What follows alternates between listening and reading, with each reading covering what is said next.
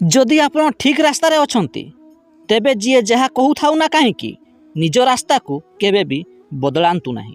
कहीं ना खरा जेते टाण हेउ थाउ ना कहीं समुद्र को केबे भी सुखाई पारि न थाए। निजर प्रशंसारे अत्यधिक खुशी हुअंतु नहीं किंबा कहीं निंदा कले विचलित हुअंतु नहीं। कहीं ना अत्यधिक प्रशंसा मनीष को गर्वी कर दी थाए एवं निंदा मनीष को सफल करिबारे साहाय्य करि थाए।